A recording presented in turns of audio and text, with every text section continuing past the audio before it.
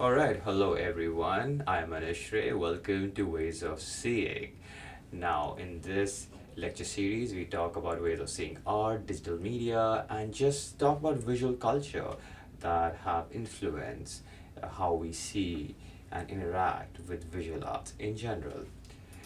Today, I want to talk about one of the most. So, I want to start off this lecture with talking about one of the most popular and controversial art pieces of all time by French artist Marcel Duchamp. So, as you can see, uh, this particular documentation of this piece in 1917, it is, as you can see, it's a urinal. Um, and it has these words are mud 1917 sort of like uh, almost of like spray painted, right? Now, this is a great video by, yeah, just it's a great YouTube video. Definitely something that I already have in links down below in the course slide as well for all of you to interact and sort of learn about Dadaism as a concept. But actually, before we do actually talk about Dadaism and the sort of the culture that sort of encouraged Marcel Duchamp. I want to talk about how Stephen Higgs sort of argued that Duchamp was quite familiar with the history of European art and obviously was actually making a provocative statement with his piece, The Fountain. So, Duchamp, as you can see, and again, any great artist who is here making a provocative statement, they just don't just come out of the gate just swinging and just trying to be controversial. No, they actually have a really, most of the time, they actually have a great body of work.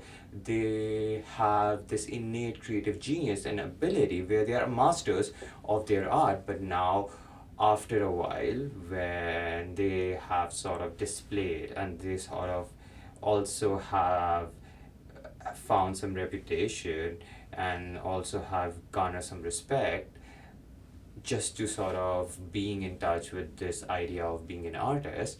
It's also about provocation and also always rebelling against what is being told that hey, shut up and just do this. That's always in the gene of artists like all over the world. So Duchamp is, as according to the philosopher Stephen Higgs, so Duchamp sort of went no, he's paraphrasing and sort of like going through his process. So Duchamp went shopping at a plumbing store, and the artwork is not a special object, as you can see. It was rather a mass produced object in a factory. So the experience of art is not exciting, and it at the best it is puzzling and mostly leaves one with a sense of distaste, specifically with the urinal. But over and above that, Duchamp did not just select any sort of ready-made object to display. In selecting this urinal, his message was clear: art is something you piss on. Provocative for sure. So Marcel Duchamp and also one of his contemporaries, Mondrian, are these pivotal figures in the creation of anti-rational and also anti-art and also very pro-Dada cultural movement in New York City. So let's talk about these three topics. Anti-rational. Anti-rational is something that we also have gone over in our discussions about surrealism, where the idea is that what is irrational but also can be communicated only through abstract concept, not through language, not through words. And sort of with the idea of Dadaism that we'll just talk in a sec, Marcel Duchamp and Mandre talk about anti-art. So when we think about art, we are conditioned to sort of think about a statue of David. We are sort of conditioned to think about Mona Lisa, all these beautiful portrait painting, all these landscape, beautiful painting. Great, these are art for sure. But then Marcel Duchamp sort of like, hey, let's just sort of piss on the idea of what is supposed to be art and sort of decondition as a society. So this was a very pro-Dada cultural movement in the early 20th century in New York City. New York City has always been this hotspot of where art is. just people with eccentricity sort of come together to sort of just experience and sort of like, as I mentioned, create anti-art. So the whole business, now I'm gonna invoke a term here, avant-garde.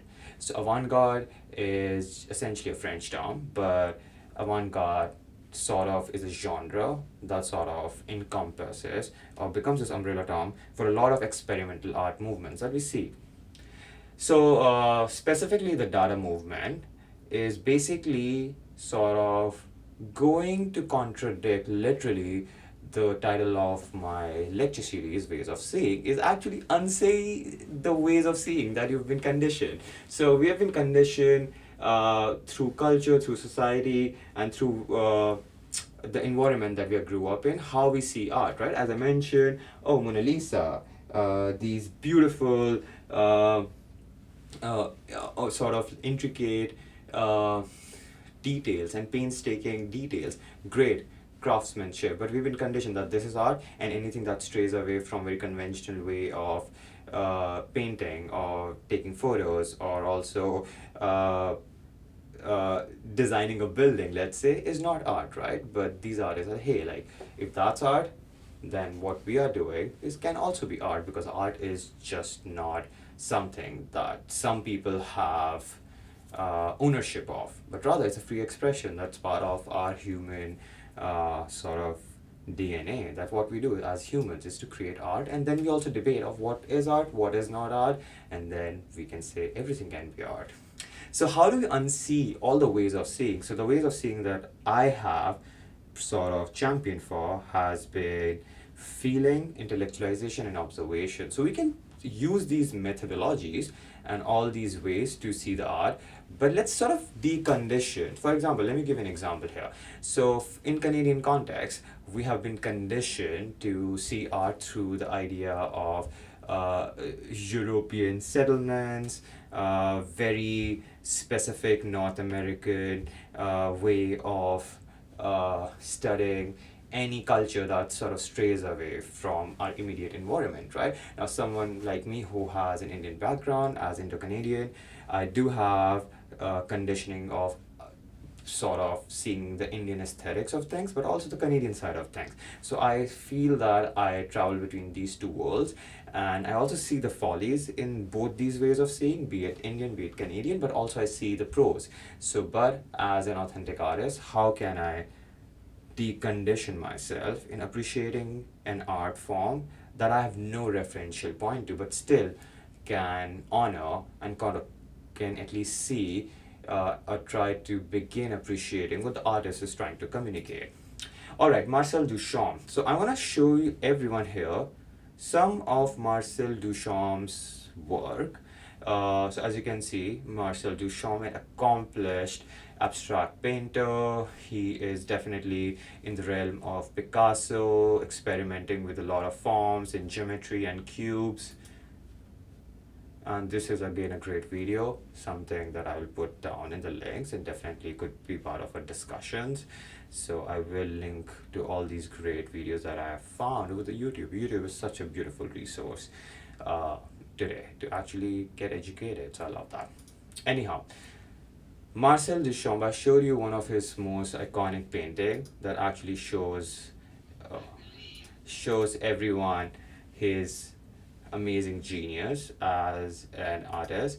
But then Marcel Duchamp, after years of working and just proving his technical abilities, he was then sort of embodied this sort of provocative sort of just provocative style of using the term ready-made, which was sort of used to describe, as I already mentioned, art pieces that are sort of derived from all the manufactured objects, like a urinal, like a bike wheel or a stool. So it's in a way challenging you to see everyday objects in its natural environment as a form of art, as a form of things that we as human beings create and consume. Marcel Duchamp, almost like, okay, let me come with a very specific, almost like a meme, like it's almost like he was a meme page. He was memeing the establishment. I don't want to use this term, but I want to use the term shit poster. It's just that just to stir things, right?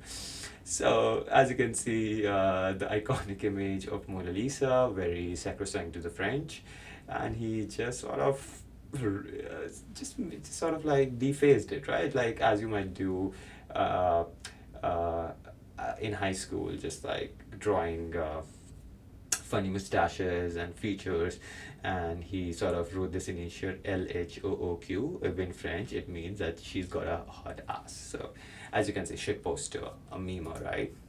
So the question that had been arising and that I feel is very pertinent to our discussion here, let me sort of just read these questions for people here, which also be part of our discussion forms. Uh, what are we to make of such an object? Why does it qualify as a work of art? Is any object a potential ready-made? Can anyone make one? Who decides what is art? That's my second question. And the third question is art a visual experience or more than that? Now, one of the final questions, does art only hinge on your technical skill? That can you can you sort of just create art when you, let's say, as a photographer, let's say I don't have access to my very expensive camera with my expensive telephoto lens, I just have my iPhone. Can I still take photos that can actually demonstrate my technical skill but also my creative and introspective side? Similarly, if you're a painter and you don't have access to really high quality canvases or paintbrushes, can you still create works of art that doesn't really just merit your technical skills, but rather it surpasses to a realm of authenticity and of your creative essence? So think about that. Alright, so one of the class activities that's really fun is go around with your phone, with your cameras, if you're around a campus building, if you're around your house, wherever, capture these creative ready-mades, as you can see with the examples of Duchamp. Definitely Google Duchamp ready-mades to sort of see what I mean by that. And also, this is this form of Dadaist philosophies.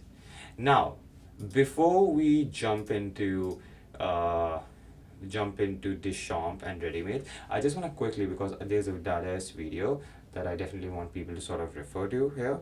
But Dadaism is this sort of avant-garde experimental art movement that sort of spawned around World War One, and it was sort of this pioneering movement which actually helped popularize collages that we are so used to, right? Like collages being that collecting a lot of images from different sources and putting them together and to create one very interesting piece, right? And today we have a lot of digital collages that we see over Instagram, and a lot of folks here might use Photoshop to create one, or at least in my memories when I was in middle school, I used to have one of my sort of summer holiday projects that my school used to give was to find a lot of collage pictures from different newspapers and try to collectivize and create what's happening in the world, right? So it's like that.